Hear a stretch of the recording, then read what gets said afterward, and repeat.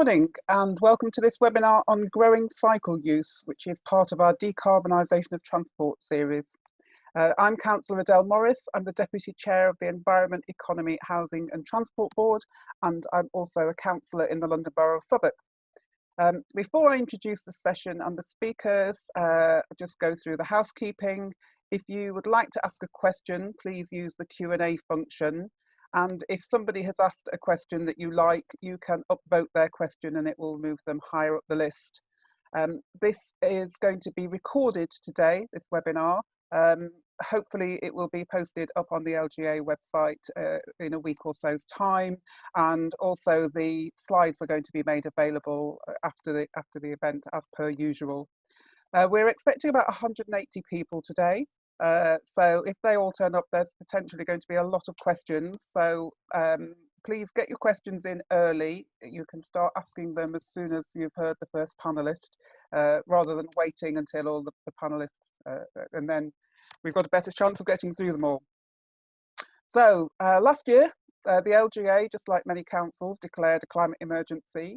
And as part of that declaration, the LGA's Economy, Environment, Housing and Transport Board has been looking at the decarbonisation of transport. Transport is now the biggest emitter of carbon of any sector in the UK.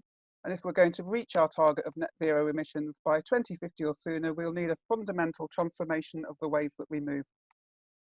Before the COVID-19 pandemic, we commissioned the University of Leeds to convene a series of workshops to discuss what policy options are available to councils. This is the last in our series of 7 webinars based on the same titles as the policy briefs that we produced with expert input from Leeds and from wider afield. The series of briefing notes, which are available on the LGA website, are designed to help councils with a practical set of actions that they can take forward for decarbonisation.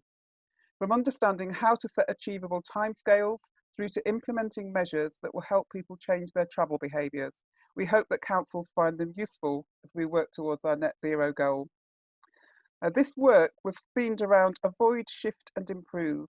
That is, actions that can help us avoid travelling, actions that can shift journeys onto public transport and active travel, and actions that can help us to improve the technology that we're using to emit less carbon. All of our communities will have to do all of these things to some extent, but the balance will be different for each area.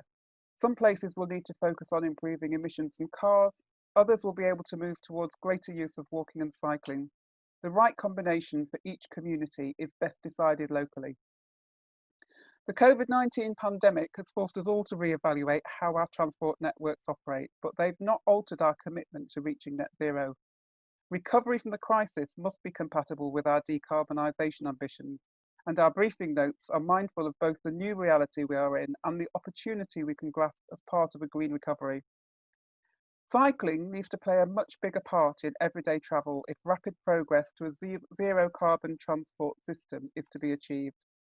Analysis suggests that cycling will need to increase from the current 2% of all UK trips to between 6 and 8%. This is challenging, but not impossible. Consistent investment and prioritisation have delivered a cycling mode share of over 25% of all trips in some European cities. Today's webinar is an opportunity to discuss what councils can do to help grow cycle use, which, as you will all know, has been a very topical issue this year.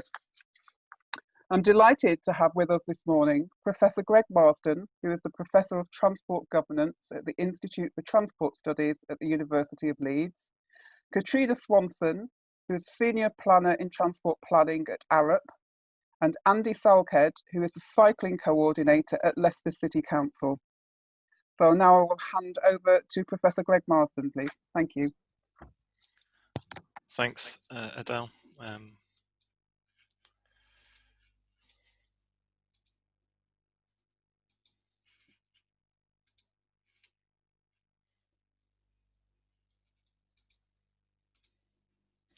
Okay, hopefully you can see the full screen now, and thanks for such a comprehensive introduction to the topic.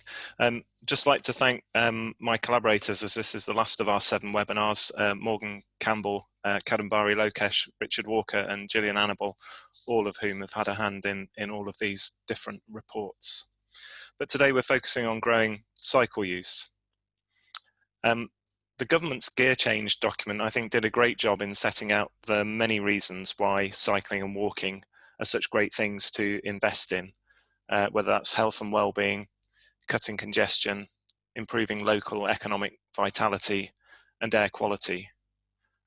I'm here to talk about the climate emergency, and so I make no apologies for focusing on the carbon imperative, which is at the bottom left of the gear change chart there. But it's essential not to lose sight of the really important range of additional benefits you get from growing cycling, and that's even for those people who don't take up cycling.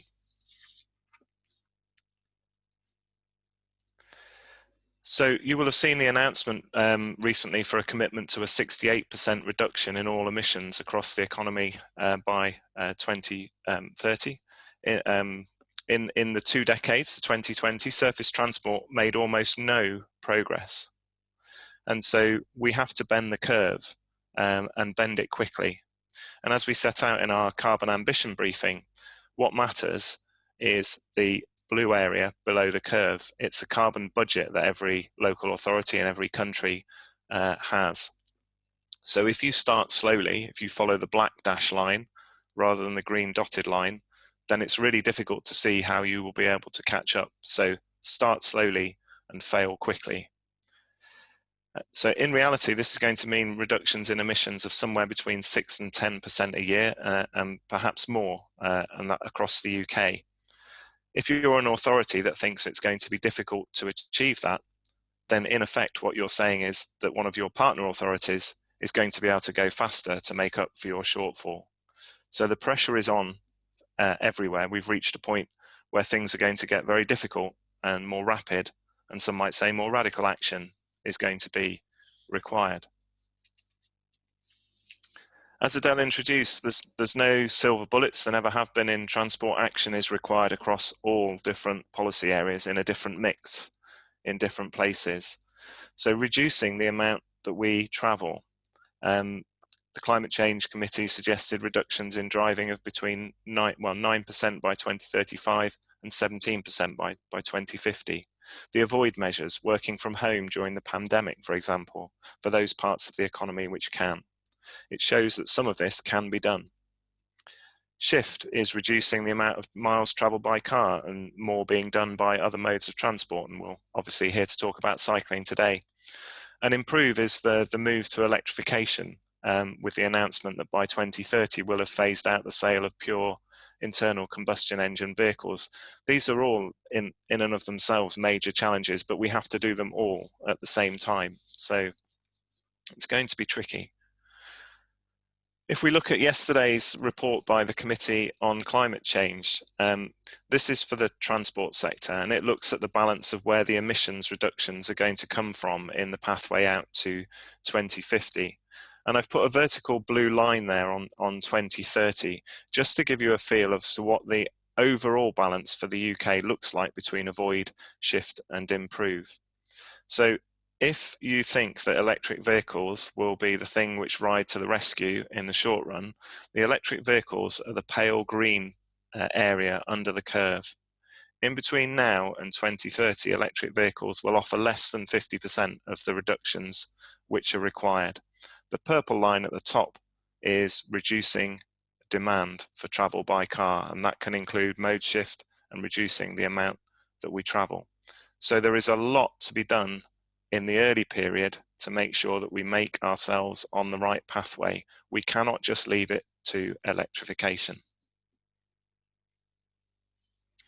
So what can you do quickly? Well, as I mentioned before, and then we have a briefing note for the LGA on travelling less, which focuses on the opportunities which are there right now, particularly amplified through COVID, to lock in the better parts of avoiding travel, which we don't need to make. Then there is shift. We have the buses briefing note too, but I think we have to be realistic there in that COVID has made this a very difficult environment, and growth in public transport, at least in the next couple of years, is going to be tricky. So our briefing note focused very much on enabling a stronger sort of long-term recovery for bus, so that it begins to play more of a part as the industry recovers. That presents us with cycling and walking as very important parts of the shift option, therefore. It has high-level government support, the gear change strategy, and it has funding. It can be introduced quickly and it can make a difference. So this is a really, really critical part of our near-term strategy. Improve, as I mentioned, electrification of cars is a slow burn, and I'm going to come back though to electrification overall, because electrifying cars is not the only electric revolution that could make a difference. There's a lot that could be done in the cycling space here. Just to give you a feel of what ambition looked like in strategies that were being written before COVID, this is the West Yorkshire Combined Authority emissions reduction pathway. A reduction in private car travel of 21%, increase in walk of 78%, 2,000% increase in travel by bike. West Yorkshire has a relatively low starting point compared to many other parts of the country, but nonetheless it's really staggering increases in cycling that will be required. And those increases in public transport are under pressure as a result of COVID. So that really does emphasize how important the bike and walk part of this strategy is. So what can be done? Well, in the briefing note, we present the kind of key evidence which reviews what works. And you're going to hear a lot more about this from Catriona and Andy.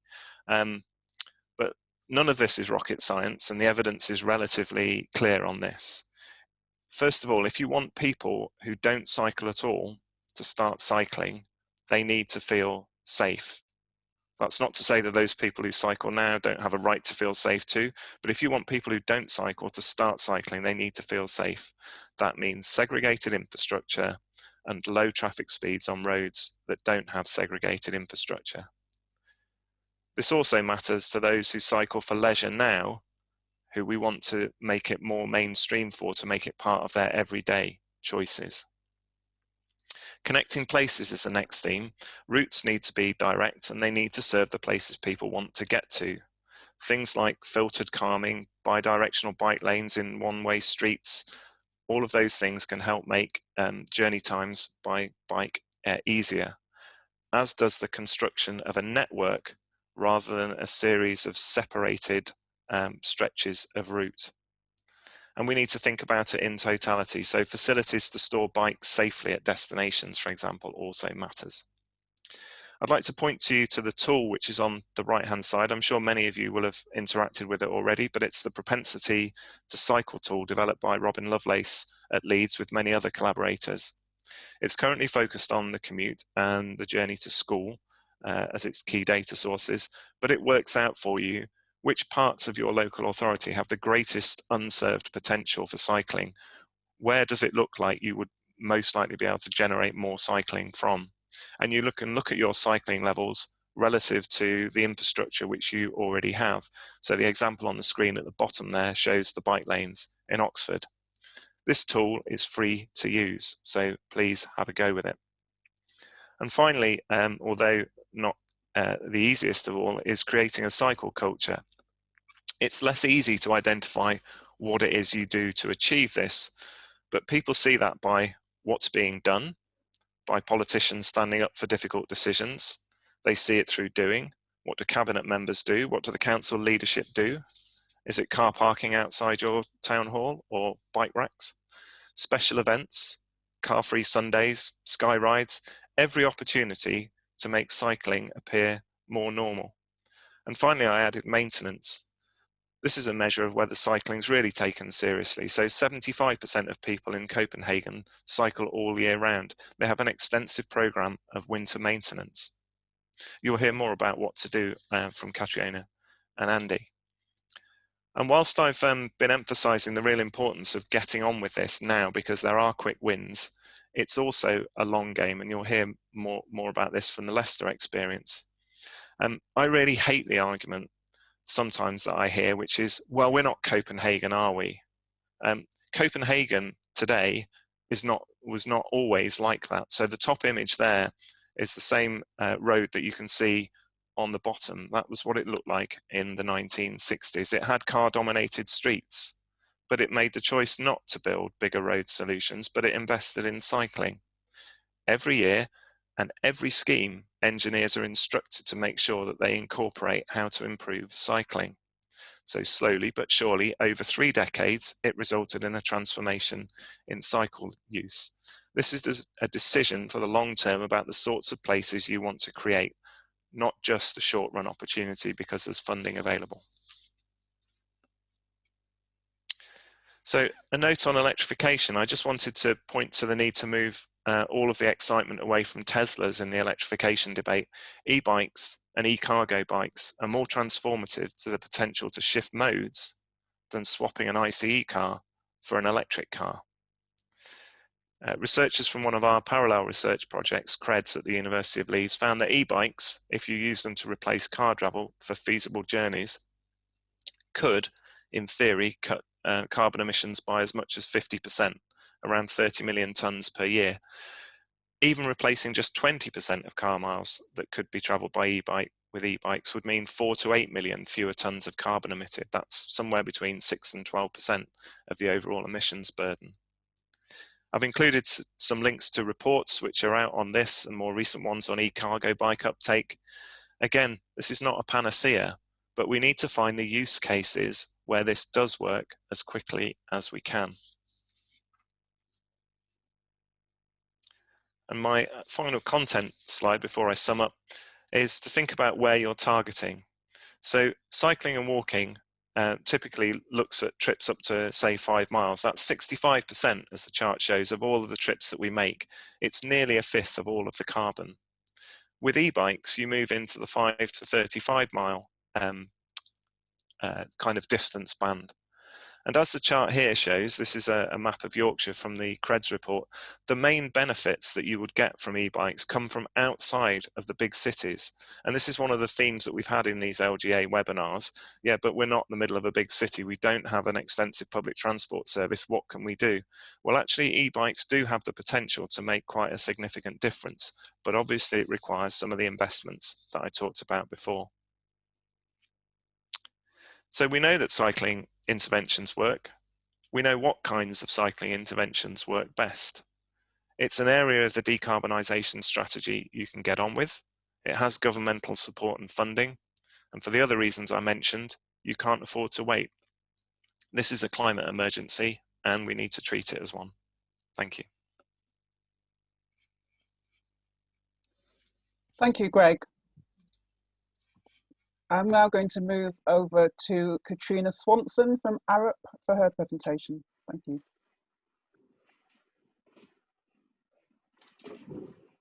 Yeah, thanks, Adele.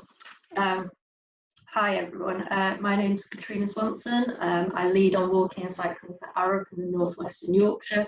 I previously led on walking and cycling at Salford City Council as well, and I oversaw the development there of a comprehensive cycle network plan for the city, which then became Salford's part of the B network infrastructure proposal under Chris Boardman, the Walking and Cycling Commissioner for Greater Manchester. I also led on the design and delivery of walking and cycling infrastructure across the city, which included an extensive traffic-free network, quiet ways, routes on main roads, and low-traffic neighbourhoods. And as Greg just referred to, safe infrastructure is key to growing cycling. So this presentation is going to be a whistle-stop tour of network planning and different types of cycling infrastructure. So yeah, network plans are really, really important to this. They're what you can do to identify where you can get the most bang for your buck and where to prioritise investment. And that's particularly important because we're starting from such a low base in the UK. There's really good guidance on how to produce these. So the DfT produced the local walking and cycling infrastructure plan guidance a few years ago, which is also summarised in LTM 120, the new cycling infrastructure design guidance that was published in the summer. And as Greg referred to, we've got the propensity to cycle tool developed by Leeds ITS, which is a really, really user-friendly online tool that you can use to identify your key cycling desire lines, which can feed into your network plans. And it really doesn't matter whether you're in an urban or rural area. Having a network plan is a really key first step to developing your network and supporting your funding bids. The slide here shows a strategic network plan that Arup recently developed for the South East Scotland region, working with the Transport Authority there, Sestron, and the 8 local authorities, where we identified 600 kilometres of routes. As you'd imagine, this covers an urban area such as Edinburgh, as well as much more rural areas. So the approach to the type of infrastructure will vary across that region, but the key is to identify those key routes that are needed, that primary network, and to create that safe space for cycling. We also, particularly in Scotland, produce a lot of active travel master plans. So in Scotland, 10% of the transport budget every year is ring-fenced for active travel. So they've got that long-term funding commitment for active travel there, which has led to even the smallest places taking this seriously and developing their infrastructure plans. So this is an active travel master plan we recently created for Wick, which is a tiny little town of less than 7,000 people right at the tip of Scotland. And you can see that even here you can develop infrastructure to help people walk and cycle. And a lot of these things actually are crossings which help people to undertake local journeys to schools, to the shops, to the station, to jobs at the hospital, things like that. And actually, much smaller places like this that are very compact can actually be very walkable and cyclable, and a lot of journeys won't require cars. So there's a lot of short journeys, even in rural areas, that can be converted to active travel modes if the infrastructure is there. So yeah, now I'm just going to move on to the different types of cycling infrastructure. The greenways are probably the ones that people are most familiar with. They're the most common type of cycling infrastructure, historically, because there's not been an awful lot of funding for cycling infrastructure, and they're relatively cheap and uncontroversial to deliver.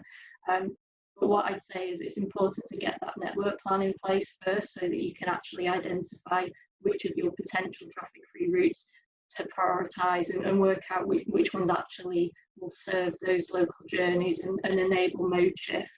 So the picture on the slide is Conswater Community Greenway, which is a scheme that was delivered in a very deprived part of Belfast. It was actually developed as a flood alleviation scheme, so it provides flood protection for 1,700 homes.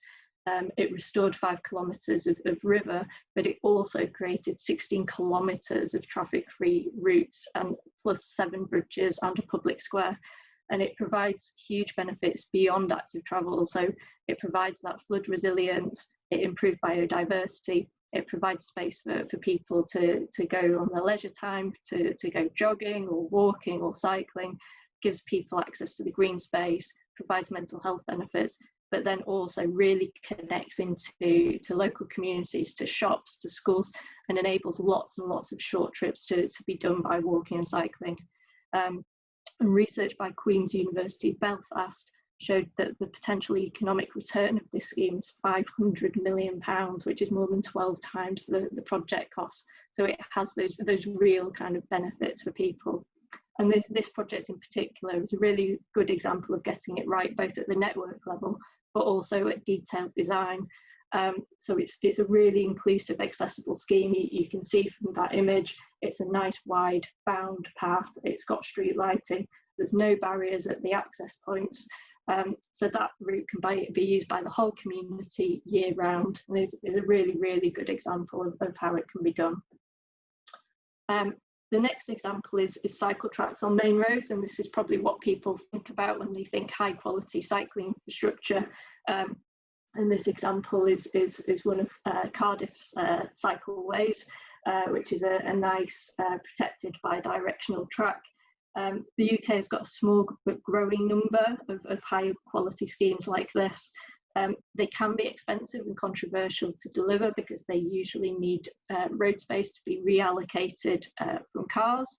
And therefore, again, as I said before, it's important to get that network plan in place so that you know that you're delivering this infrastructure in the right place. You don't want to go through all that pain and end up with it not being used that well because you've chosen the wrong corridor.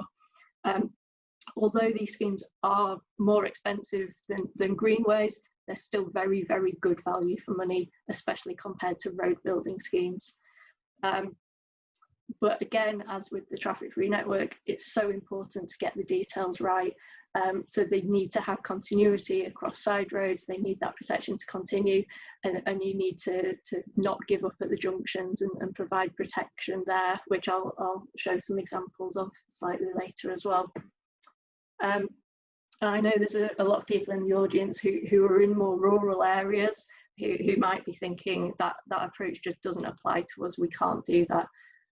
But actually, you can still provide protection in more rural areas. And although there may be fewer people walking and cycling, there might be a little bit less demand in those areas. The need for protection from fast-moving motor vehicles is still there. And in that situation where you do have lower levels of walking and cycling, shared use might be the most appropriate way of providing that protection. Sometimes it has a bad rap, mainly because it's been poorly implemented, particularly in urban areas where footways have just been converted for shared use, just as an easy way to say you've provided some cycling infrastructure.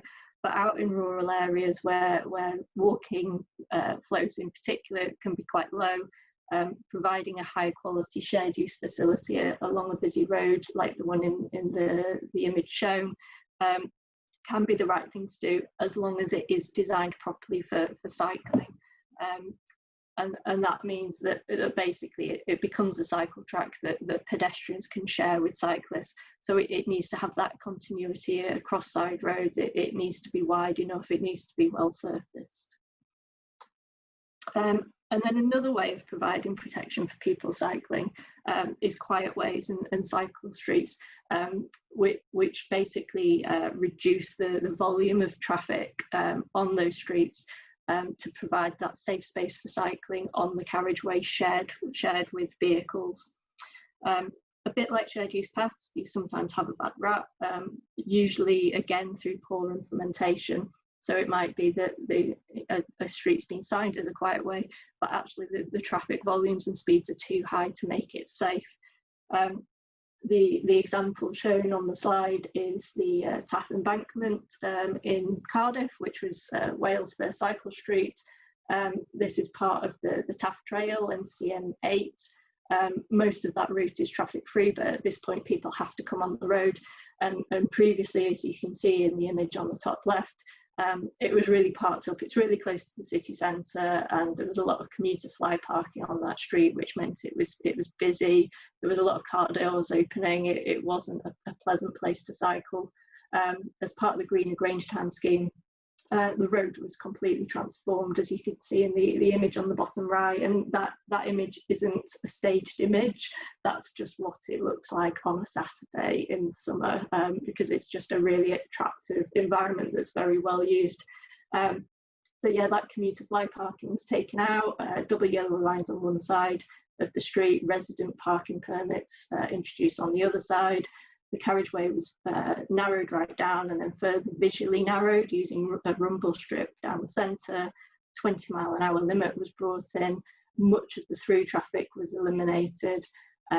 Side roads were tightened right up, and rain gardens were introduced along the street as well to create this really nice green environment. But with all of these things, it's important to think about crossings and junctions as well. You can't just think about the links. People need to actually be able to get to the infrastructure. And in the last year or so, we've really developed much better ways of doing this. So we used to have a tendency of giving up at the junctions just because we didn't really know what to do, or we forced people onto two-con crossings at those junctions, which wasn't good, because it then meant that cyclists were conflicting with pedestrians at those crossings. But there's a lot of more tools in the armoury now. So TFGM have developed the Cyclops junction, which is the top left image, and that one's one that's about to be built in Salford in the new year, which is basically an optimised junction for vehicles with a cycle roundabout around the outside, and everyone has their own stage, so pedestrians, cyclists and vehicles are all separated from each other in that junction. Cambridge have just delivered their Dutch style roundabout, which is the top right image. Parallel zebra crossings were introduced in TSRGD a few years ago, and a great example, great approach on some smaller streets. And then also bridges, you need ways of crossing other types of severance as well. And that's an important point. It's not just about cycle routes along main roads and taking people along links. It's also about overcoming severance created by main roads and rivers and other forms of severance as well. And then finally, I think no talk about cycling infrastructure in 2020 would be complete without mentioning low traffic neighbourhoods. So building on the quiet way approach, these provide really safe space for walking and cycling across a whole area. There's lots of names for these, so they're originally referred to as mini Hollands, now low traffic neighbourhoods, livable neighbourhoods, it's active neighbourhoods in Greater Manchester, but they all mean the same thing, which is preventing through traffic through residential streets. So to create a space with low speeds and low volumes to enable walking and cycling, and a lot of other benefits as well. In the Netherlands, they don't use this term. It's just that's how all of their streets are designed, and it's just normal for them. So it's not a controversial thing to do at all. Obviously, in England, it's not something that we've been doing for as long, and it can be quite controversial. Although a lot of people like to live in cul-de-sacs, which is very much this approach. The advantage of doing this over cul-de-sacs is that you provide that advantage for people walking and cycling, so you can provide a much more direct route for them than people in cars. So it provides that advantage and that incentive to shift to walking and cycling.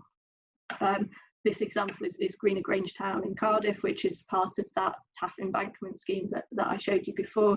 And it shows that taking this approach can free up a lot more space for other nice things like rain gardens and street trees, and creates that kind of safe, low traffic environment where children can play out and things like that as well. Okay, so just to summarise what I've spoken about, the importance of the network plan, that is the key. It should be informing where you focus your investment. With that network plan, as Greg talked about, the focus should be on short journeys, kind of up to the kind of 5 kilometre mark, which is where you can get most shift to walking and cycling. The context is crucial, so looking at those types of infrastructure that I've talked about, making sure that you're developing the right approach in the right location, and then getting those details right, so ensuring that it is inclusive and accessible and that people can use it year round. And yeah, don't give up at the junctions. Make sure that you're providing the protection at those key conflict points. Otherwise, people simply won't use the links because they don't feel safe once they get to that point. And also address the severance created by busy roads and other things like rivers. And yeah, finally, don't dismiss low traffic neighbourhoods. They can be quite controversial, but by working through issues with communities, they can see the wider benefits of doing that approach. So it's definitely worth considering as part of your overall approach to developing really good, safe walking and cycling networks. Okay, thank you very much. Thank you, Katrina. Some very helpful practical examples there for our audience. And last but not least, I'm going to go over to Andy Salkeld, who is a cycling coordinator at Leicester City Council. Thank you, Andy. Hi, welcome. Thank you for the invitation to speak. I agree with both Greg and Katrina. Network planning is the key elements of work. It is a generational change that we need to undertake, and there is a climate for change. We need to get on with it and start putting things into practice. I'm going to talk just a little bit about the experience of cycling growth in Leicester over the last 15 years, and the steps that we've taken and some of the learning that we have from it. just as a context and a starting point, these two summary graphs show the growth in cycling in Leicester from levels of around 5,000 trips passing some of the 40 monitoring sites around the city between 2004, 5 and 6, up to 15,000+ trips over 17, 18 and 19. So a threefold increase in cycling in Leicester, about 1,000 trips a year, or just under 1,000 trips a year, being added to the monitoring sites. And while these do not capture the full picture of movements within the city, it's the trend line which is significant, and we do think it represents the growth in cycling across the city, greater in some areas, certainly within the city centre and surrounding suburbs, and less so in the outer suburbs. So that's just for context. Change is possible.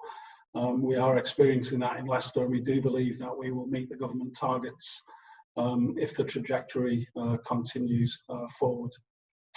The strategy context for us in Leicester is set out in our Cycle City Action Plan. So this was adopted and politically led by the City Mayor's team from his election in 2012, when we got a unitary mayor. And the Cycle City Action Plan forms part of his Connecting Leicester project, which is the economic regeneration strategy for the city. We identified through the government targets that were set around 2015, which identified a 10% modal share for cycling. Our action plan was set out to achieve those targets, and to break down the kind of individual objectives to put that into practice. It's split over 4 different themes: infrastructure, training, promotions and engagement. Obviously with kind of monitoring assessments and evidence-based approach to that. And I'll talk a little bit about each of those in the next couple of slides. More recently, we've adopted a Leicester Street Design Guide, which was adopted in June 2020. This follows a Healthy Streets assessment methodology, which is about a whole street, a holistic street approach to street design, all levels of street design and development in the public spaces within the city and associated developments.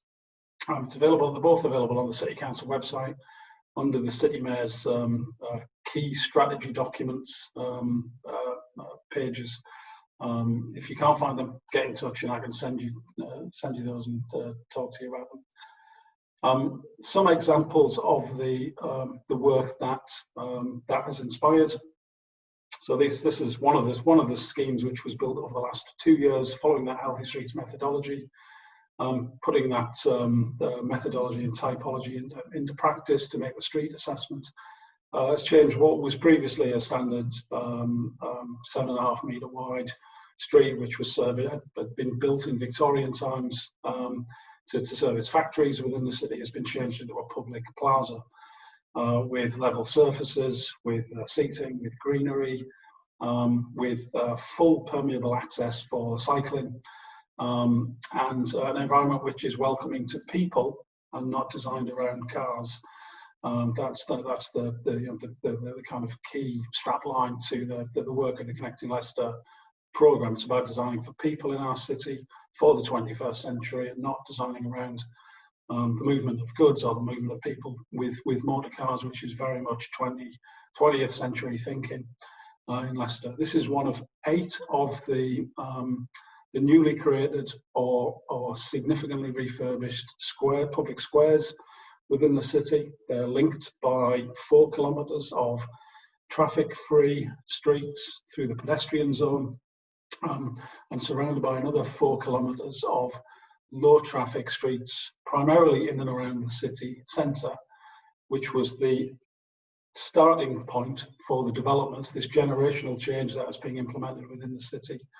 starting within the centre of the city, the centre of the network. And for cycling, the key piece of infrastructure that Leicester has built within the last 15 years, this was 2005, 2008 predominantly, and it's been expanded since.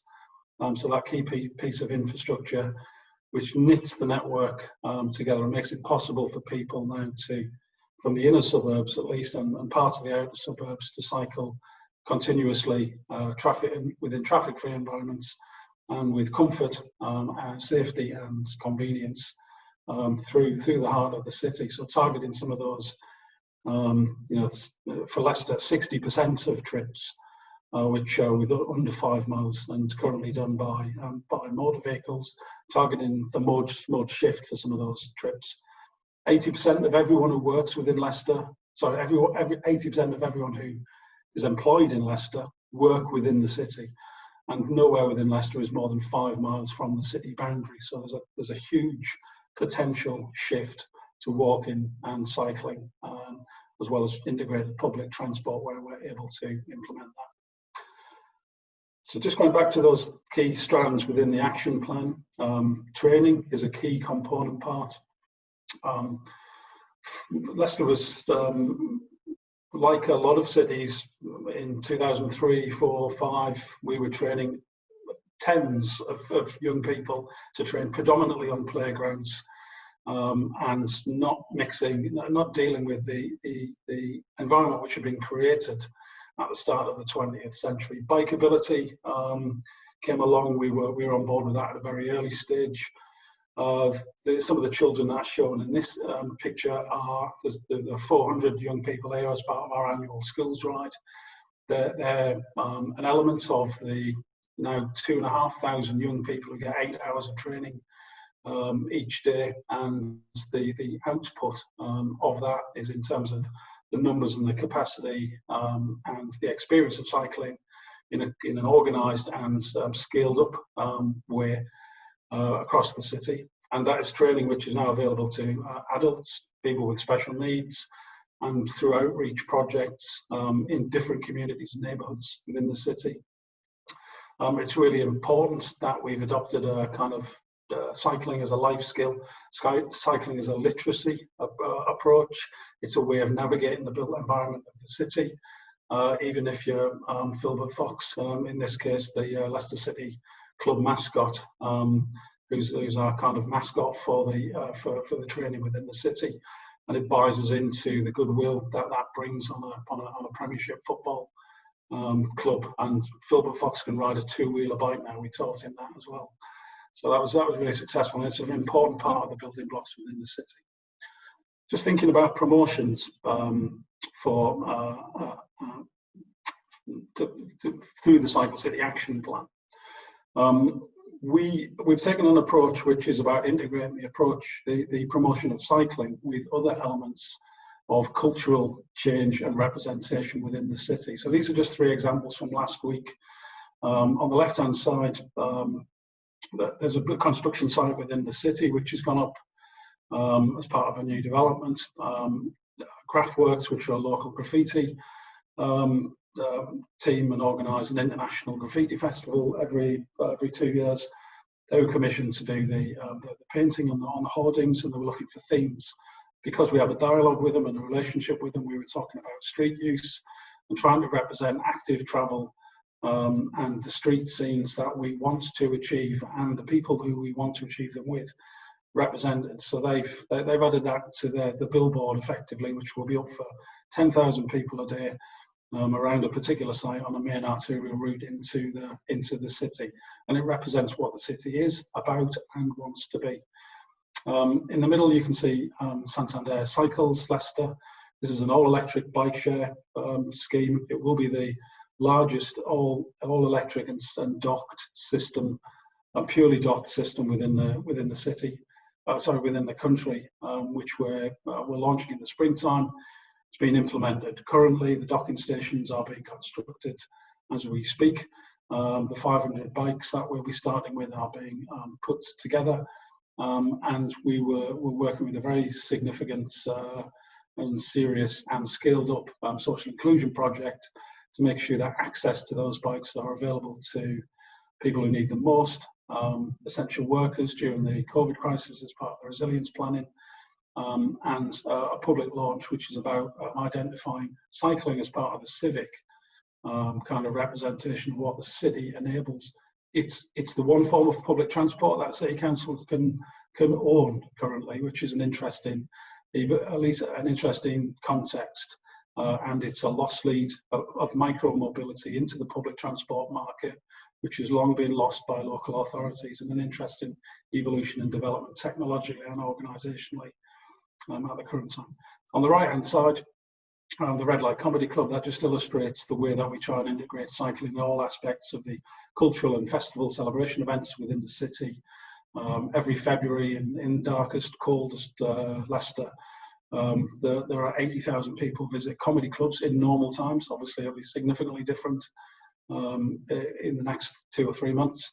But the festival is still ongoing.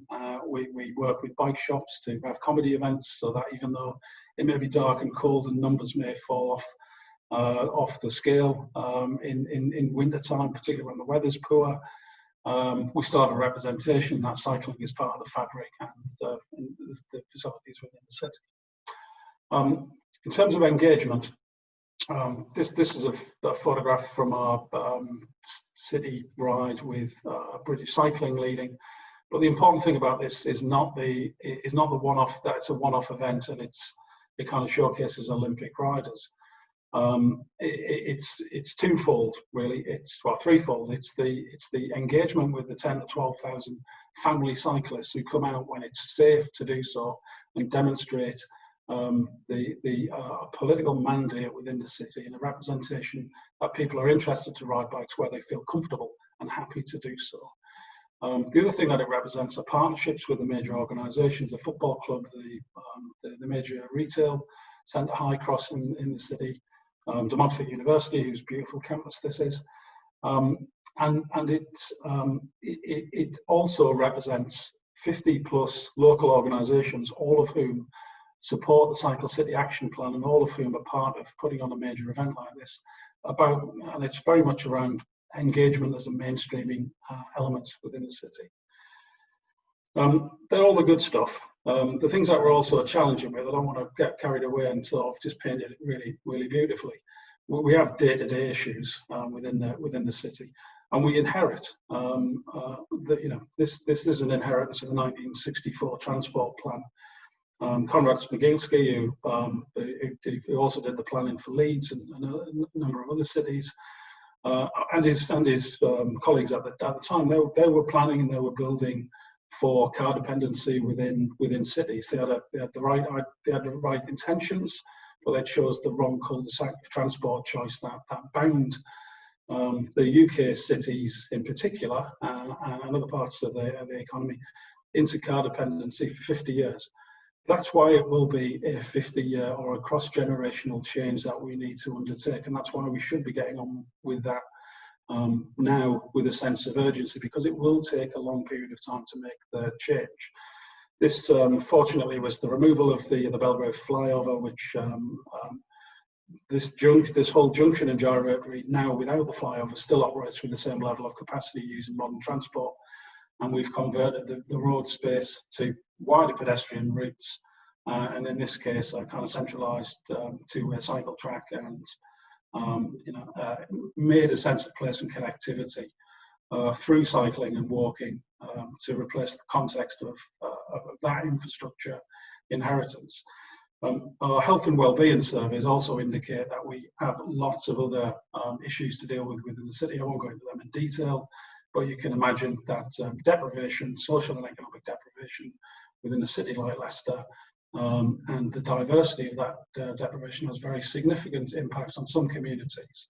And cycling is a great outreach antidote to a large number of them.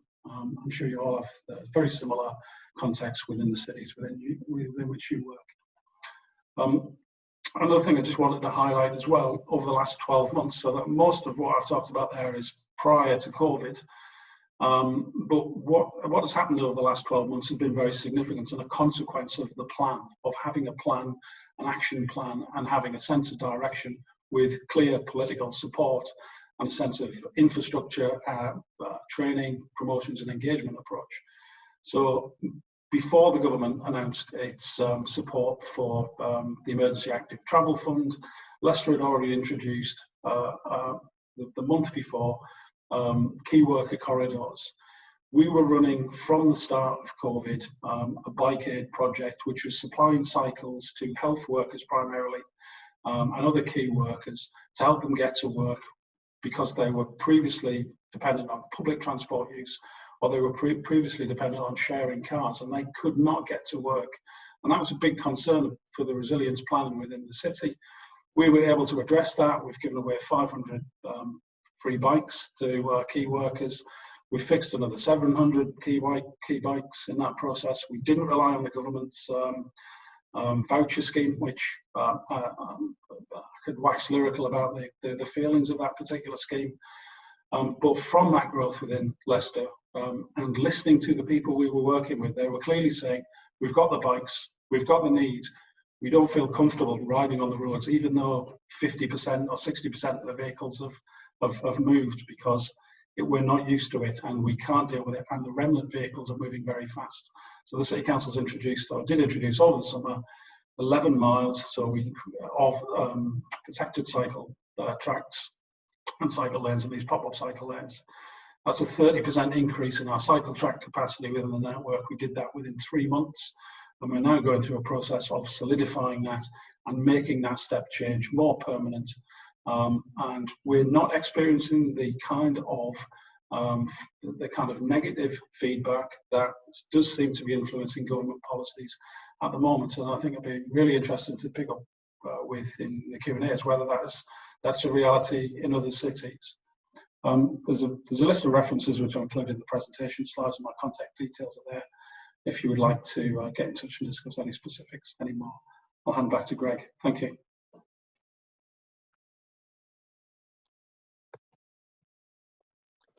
Okay, thank you very much.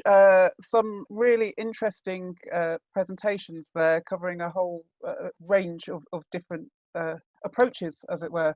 I'm going to go straight into the Q&A, if that's okay, because we've got quite a few questions. So I am going to start. Forgive me if I kind of condense and paraphrase some of your longer questions, but council elected members seem very sensitive to the loud backlash that comes from a small section of the community on cycle schemes, and they seemingly some elected members seem mostly unaware of the gear change strategy, and the comms teams are short of resources. How can we change that? What can we do basically to get more councillors on board? Anybody want to respond to that? Can I just show a screenshot of what they've done in Leeds, Adele? Yes. Okay, so let's see if I can find the right screen now.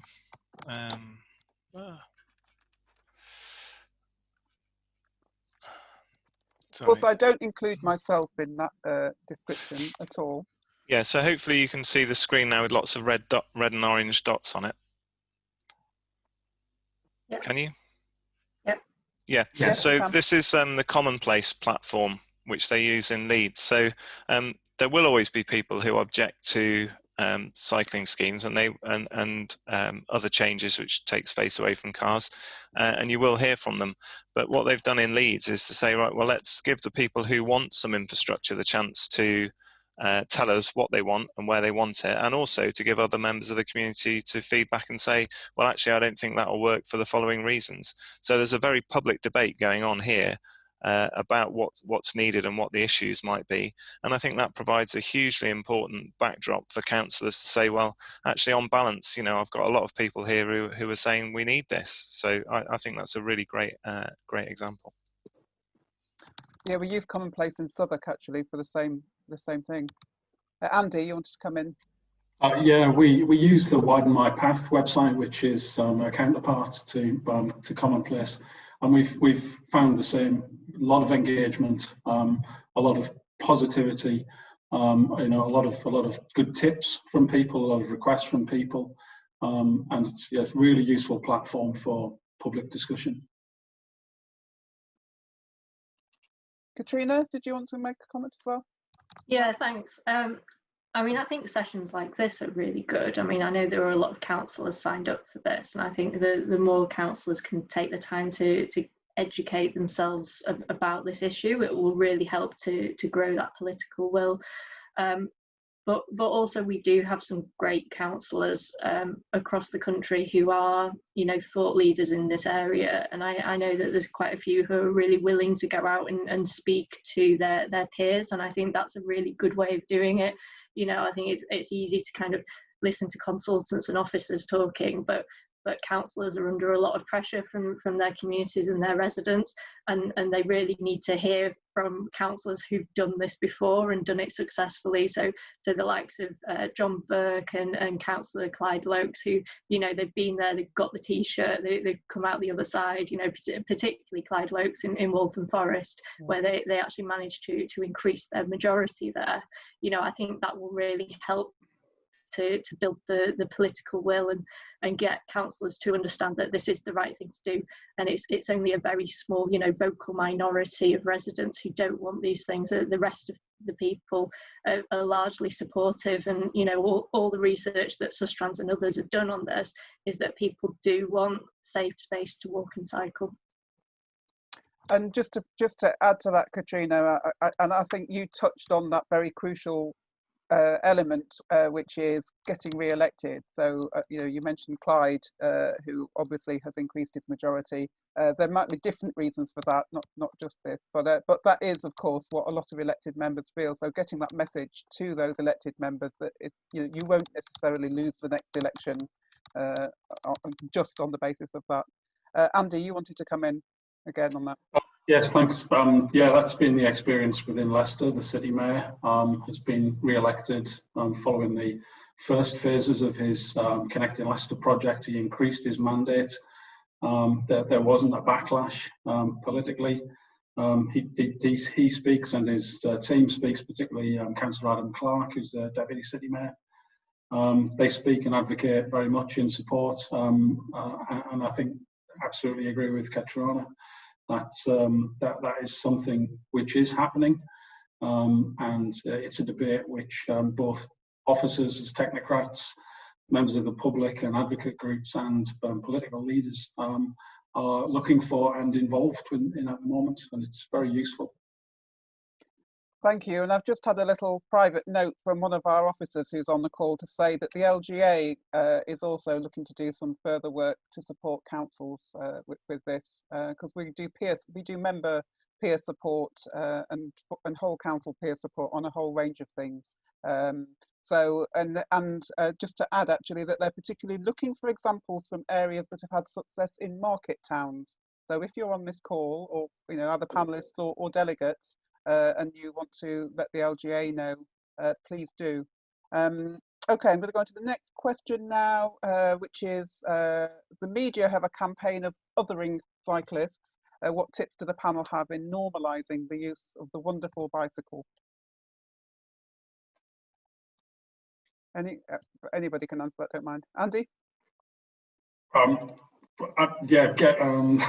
Oh, sorry. It's just that you were unmuted. I'll go to Katrina then. I didn't mean to put you on the spot, Andy.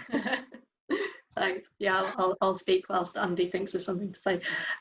Yeah, I mean, Laura Laker, who writes a lot for The Guardian, was involved in writing some really good media guidelines recently on this to try and get the media to talk in a more balanced way about cycling, which I think would be really useful, and hopefully some of them will start to take that on board. I think the other thing is in, you know, if you actually design and build safe cycling infrastructure, you will get people cycling on it in normal clothes. You know, when you look to the Netherlands or Denmark and Copenhagen, you know, you don't get people looking like they're going into war, wearing body armor, wearing lycra and helmets. You know, cycling is just a normal thing to do, normal part of their day, and they cycle in whatever they're wearing that day. So the cycling infrastructure will really help with that.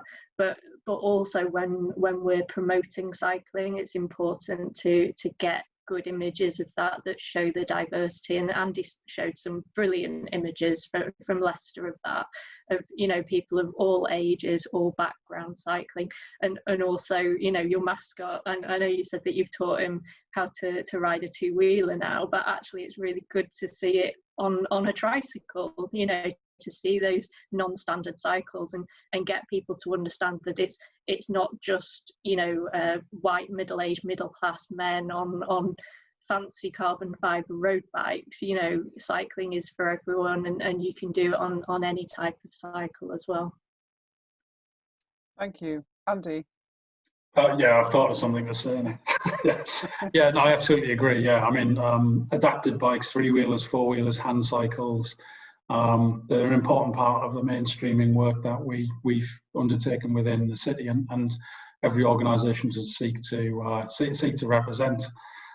Getting a fox on a bike for the football club purposes is the best way to undermine kind of populist sentiment against cycling.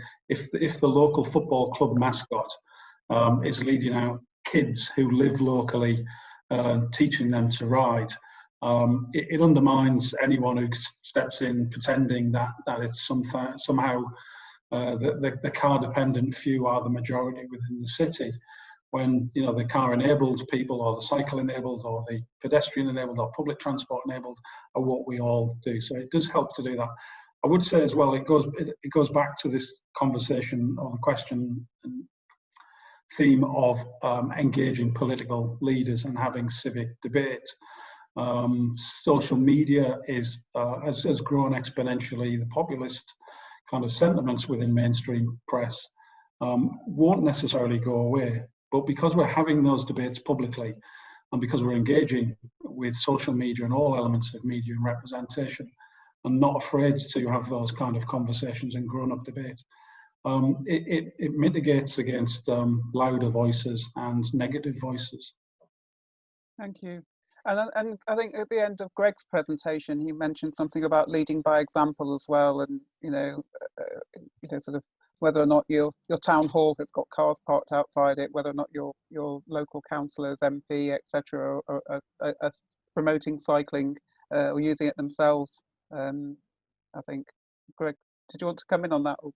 I mean, I echo the things that were said. I mean, get a fox on a bike. If you've done that, you've normalised it, maybe, or is that the opposite of normalising it? I don't know. But I think powerful advocates, whoever they are within the community. I mean, I think Chris Boardman does a great job of tackling some of the things that get said and taken to be, you know, this is the way it is about bikes versus cars, and he picks it apart, flips it on its head. So, you know, follow those people, retweet their messages, make sure you're connected to the community of advocates. It doesn't all have to be self-generated, because I noticed in the chat a lot of people say, well, what about resources and so on? This is going on everywhere, and so, you know, if we can build off what other people are doing, that's really positive. Great, thank you. Okay, next question. In addition to road infrastructure and bicycle storage, what's being done to ensure workplaces are providing shower facilities, including storage for a change of clothes, and facilities including storage for a change of clothing?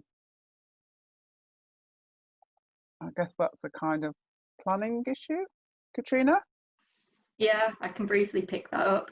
Yes, it's a planning issue. So you know, all local authorities have parking guidelines which should set out the minimum requirement in terms of the quantity of cycle parking, but ideally they should have guidance on the quality of cycle parking as well. So that should talk about showers and lockers and things like that. It doesn't always follow through into developers proposing good things, and there is an issue, as we all know, with lack of resources in local authorities to really look at the detail of those when planning applications come through, and also on the enforcement side to follow up when things are built and to ensure that they've done it to the right standard. it's definitely something that needs to be improved upon. The new local transport note on cycling infrastructure does have some improved guidance on cycle parking as well, so it's important that people read that and follow it. Thank you. Andy?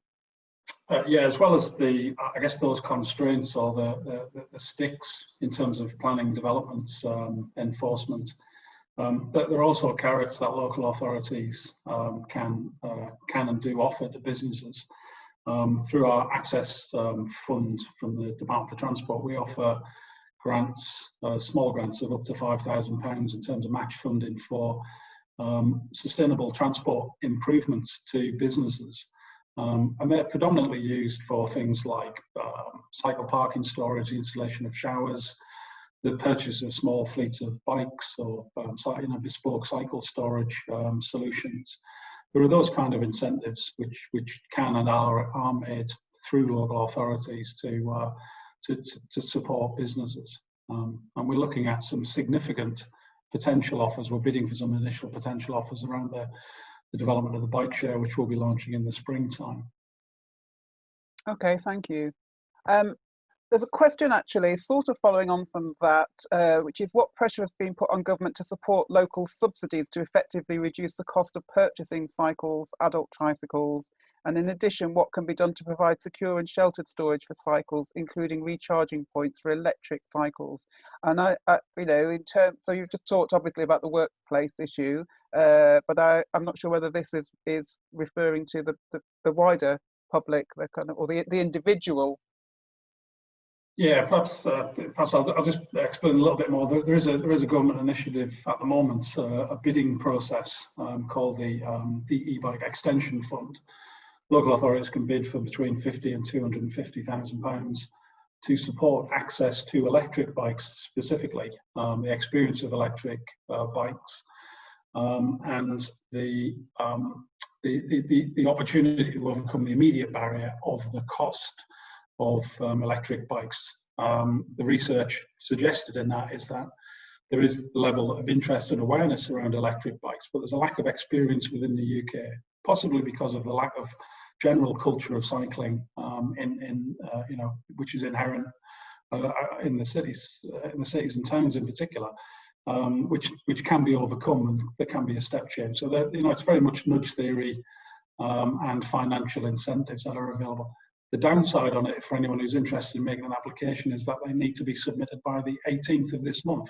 So there's only been a 3-week turnaround period from the announcement of that budget and the submission, which is one of the challenges that we all face when dealing with short-term funding and one-off funding like this from these government initiatives, which are based around balancing exchequer funds.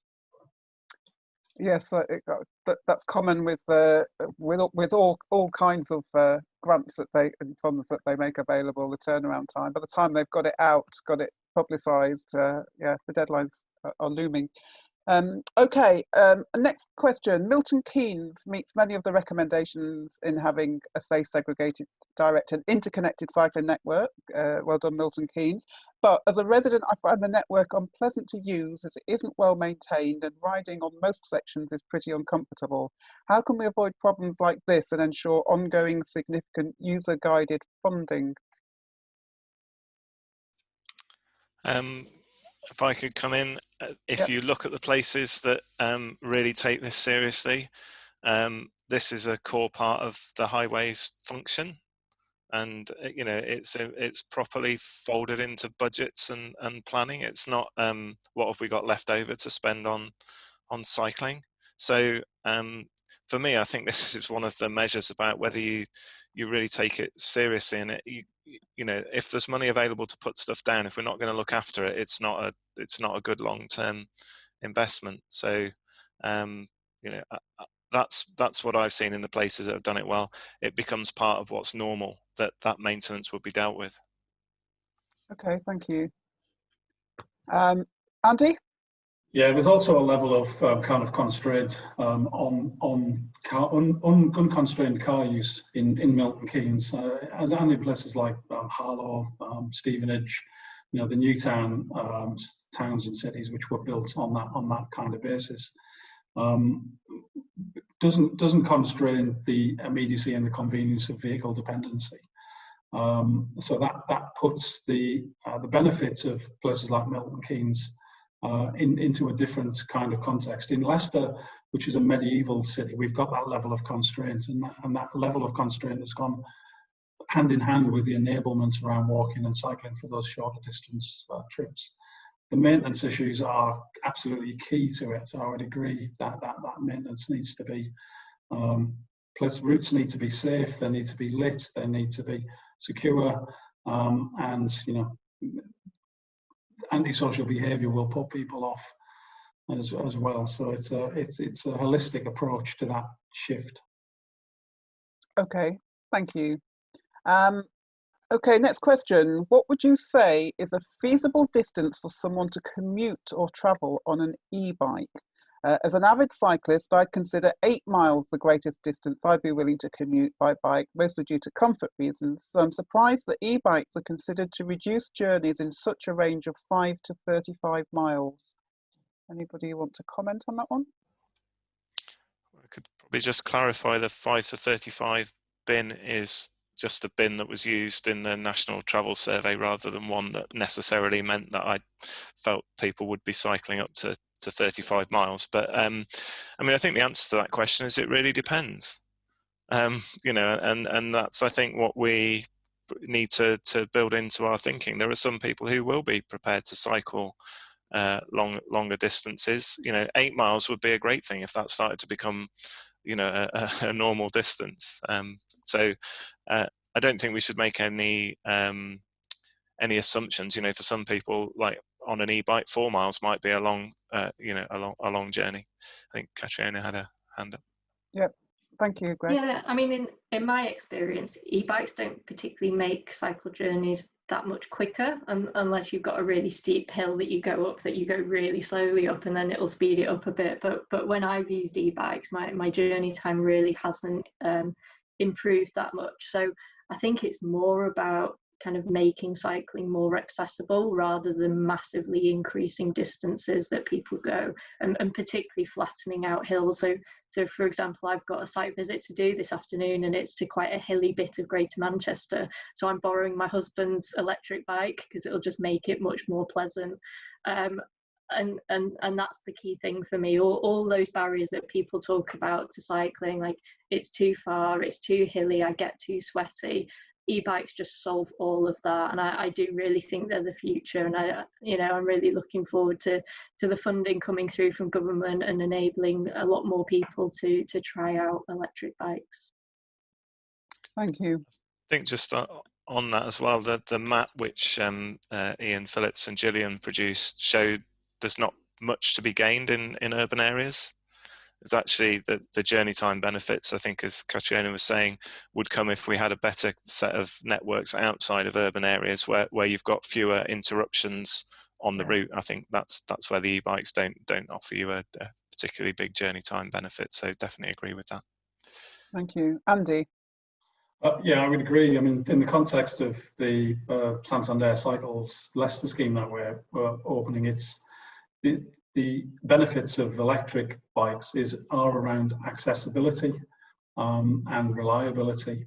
We think for the audience that we're hoping to grow into, we're anticipating that the mode shift towards bike share, e-bike or not, will be around journey time savings and will be around cost savings. So reducing most journeys within the central area by 50%, and most financial charges compared to other forms of accessible transport by a similar amount, and tenfold compared to car use. Thank you. Okay, next question. Safety is important. What's being done to make it a condition when building new housing developments that cycle lanes and disabled scooter lanes are put in place at the planning stage? I guess this is kind of referring to when you're doing a sort of large scale development, because you can't really do it on a single one. But well, let's see what you have to say. Yeah, I can pick that up. Yeah, it's interesting that they talk about cycle lanes and disabled scooter lanes. It's kind of moving on to this idea of mobility lanes rather than just calling them cycle lanes. So one part of gear change, which is the new walking and cycling proposal that was published by the government in the summer, was to set up a body called Active Travel England, which they talked about being a bit like a kind of Ofsted type body that would kind of have a role as a statutory consultee on planning applications. I don't think they've done that work yet to establish exactly what level of development scheme it will have a role in. It won't be really small ones. It's unlikely, very unlikely to be a single house or even a kind of small development, but maybe kind of major developments like over a couple of hundred houses, and then it will have that role. But as well as that, it does encourage that all schemes should follow LTM 120, the new cycling infrastructure design guide, and that does have a whole chapter on new development and designing in walking and cycling into new developments, and has some really practical, useful advice in it. So yeah, the combination of the guidance and then this inspectorate having the teeth to actually enforce it should improve the standards going forward. Thank you. Okay, next question, quite a bold question. Whilst we pontificate, our residents are being poisoned and their life expectancy is diminished. How can we make government take this seriously? It will release resource away from respiratory diseases. So it's that whole idea, isn't it, of the co-benefits. Andy? Yeah, I think the COVID crisis has proven that we need to get on and make change. The climate crisis is on its shoulder, and it's the ability to act is the willingness of people and communities to demand change, political representatives to respond to that, and bureaucrats like myself, or technicians like myself to enable that in the best way possible. So I would say that in response to that question, ask for it, demand it, organise around it, petition, get involved, and be the change. Just say I don't think we've ever had a more supportive environment from central government for cycling in my career. So I think if people want more, ask for more, but let's try and spend what's being given to us and start to show that it makes a difference. I actually think that many of the tools are there for local authorities to get on with now. So I would say, really try and go for it and build that vision for your own area. Thank you. Katrina? Yeah, I mean, I'd agree. I think, we've got the design standards there now. We've had the most funding and the most political will for active travel that we've ever had. But it actually needs to be delivered at the local level, and it's up to local authorities, local councillors to really push on with this. And we've got some who are absolutely leading the way, and Leicester's a really key example of that. Even when they didn't get the Cycle City Ambition grant funding, they decided to do it anyway because it's the right thing to do, and they just found the money, and now they've been rewarded with more money to do more. But there's lots of local authorities that still aren't doing this stuff and who are still building roads. But the policy is there for them to do this stuff if they want to do it. Thank you. Okay, next question. Is there much data on e-bike safety? For example, heavier bikes travelling at faster speeds than traditional bikes. I presume they mean safety to the person who's riding, I would imagine. But yeah, Katrina? Yeah, there's been a little bit of research in the Netherlands, which obviously has, it's a much bigger e-bike uptake because they've got a lot more cycling generally. They've also got a lot of older people who cycle, and there has been a bit of a safety issue there, particularly with kind of very old people, kind of people in their 90s cycling. using quite heavy bikes and quite powerful e-bikes, and there has been even some fatalities with them. Generally over here, not that many people have e-bikes. I don't think our e-bikes are as powerful anyway. They're limited to kind of 15 miles an hour, so they don't really go any quicker than a normal bike. So I don't think there's any particular safety issues over here, to be honest. And the ones that are happening in the Netherlands are being looked into, and I think they are looking at whether they do need to kind of limit the speeds of those a little bit more. And maybe provide a bit more kind of training, because it's often when people have got a new one and they're not used to it, and suddenly it whizzes off.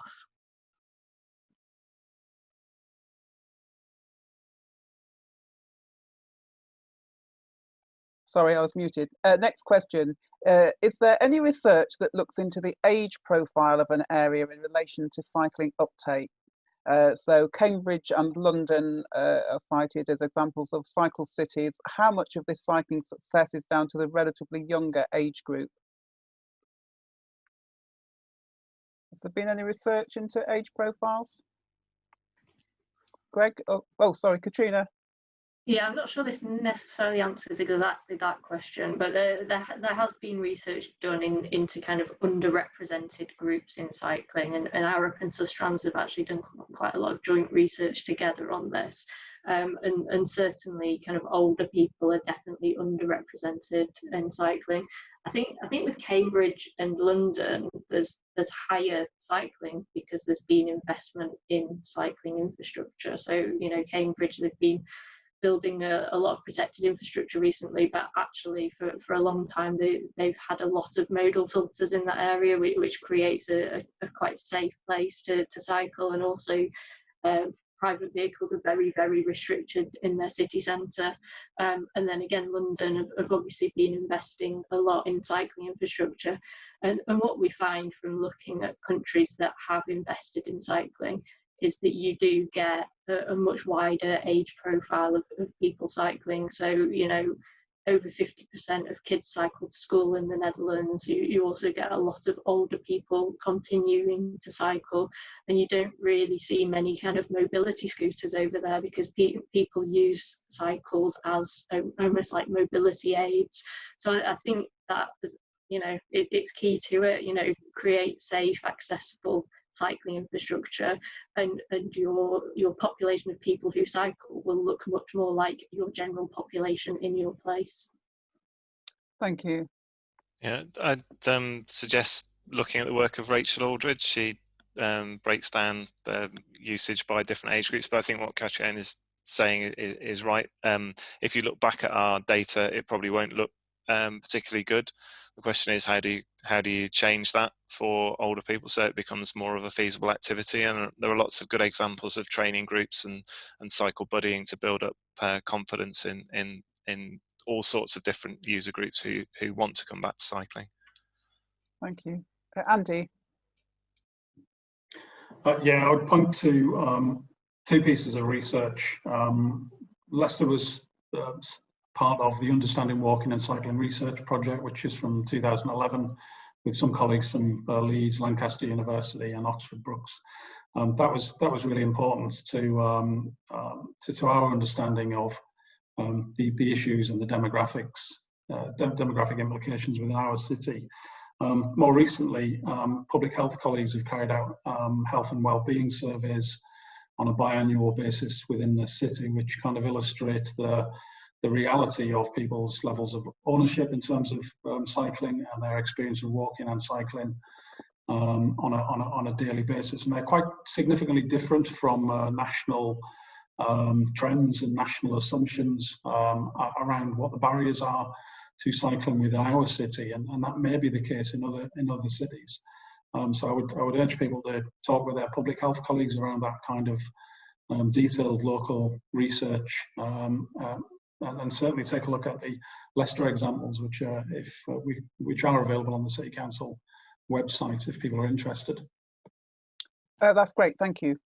Okay, next question. In practice, what are you seeing in terms of the balance between the promotion of quiet street routes and cycling infrastructure investment to increase cycling uptake?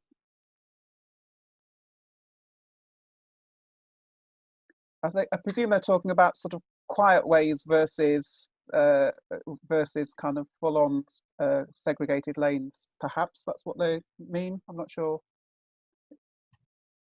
Any thoughts, comments, Katrina? Oh. Yeah, so in Greater Manchester, I'm not sure if people have heard of this, but we're pursuing this approach called the B network, and it was really focused on kind of crossings and quiet ways, and the proposal was kind of developed through lots of sessions with communities where we identified kind of where they wanted crossings, or where there were crossings but they weren't very good and they needed improving. And that was kind of mapped for the whole of Greater Manchester, and those crossings were then kind of linked up, and those links were the quiet ways, and that really was Greater Manchester's kind of key infrastructure approach, was the crossings and the quiet ways, with only the kind of odd kind of main corridor with the protected infrastructure proposed. What we're actually seeing coming forward from the districts, the 10 districts of Greater Manchester, is a lot of them are still really going for the protected cycleways. They're not doing those crossings and quiet ways quite so much, even though they're much easier to do. So don't get me wrong, so some are happening, but they are still kind of focusing on that primary network at the moment. And I think part of that is kind of to demonstrate political will for doing this. You know, they are much more difficult to do, but they're also much higher profile. So I think we'll see more quiet ways coming along, and particularly more low traffic neighbourhoods as well, which are also being pursued quite a lot in Greater Manchester. And I think that's partly because a lot of our streets that should be quiet and could be quiet ways aren't, because of Waze and Google Maps. There's so much rat running on our streets that it's actually quite difficult to do that without doing the full kind of low traffic neighbourhood approach. So yeah, if that's the question, I think at the moment it's more shifting to the protected routes on main roads at the moment. Okay, thank you. Andy, you wanted to comment on that?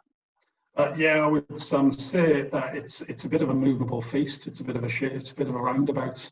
Some things are fashionable and funded and pragmatic and at the forefront of people's minds and organisational minds at one stage or another, which is why it's important to have a strategy which is holistic and encapsulates opportunities in the strategy across the piece effectively.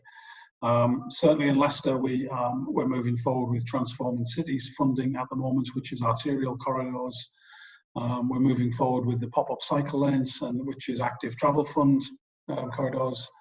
The low traffic neighbourhoods, although we've got examples of VUNERFs and filtered streets in the city, which are 30 years old now and have been here since the late 80s.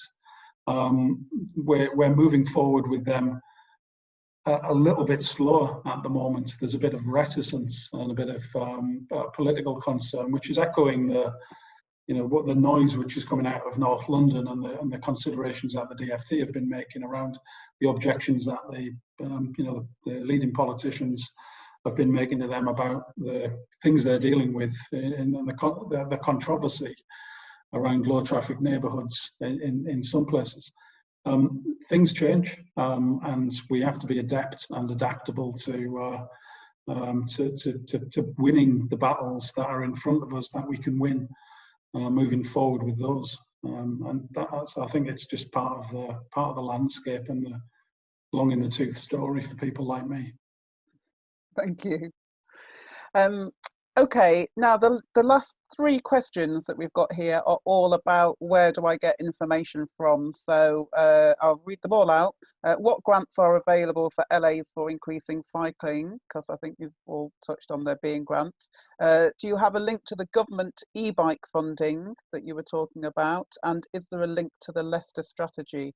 So I don't know whether you want to talk out the links or post them. I see that Greg, you have posted a couple of things in the chat, and Kamal Panchal at the LGA has posted his details for people to get in touch with him. But yes, Andy. I can post them in the chat. That's the easiest thing to do, and share them with yourself and Kamal to distribute to people if they need them. Okay, thank There are you. some more links in the cycle briefing document that we published, but gear change has come out since then, so there's lots more that will be more up to date than that even. Okay, great, thank you. Katrina, any particular anywhere that you want to guide people to? Or, yeah, I can add some links into the presentation that I make available. okay, brilliant, thank you. Okay, well, I think we have managed to get through all of the questions, which is great. We've had some really, really useful information, I think, looking at it from all angles, the sort of the social cycling aspects, you know, the practical aspects, and the kind of, you know, starting with the why we have to do this element as well, which hopefully people have found helpful. As I said at the beginning, this has been recorded, and we're hoping to actually post this this whole webinar up on the LGA website, and people will be sent the slides afterwards. People will also be sent evaluation forms, so please do fill them in. Tell us what we've done well, tell us what we haven't done well, because, you know, we want to give you the best experience in these webinars that we can. So we want to hear both the good and the bad, please. And just remains for me to say thank you very much to our panelists for giving such informative presentations.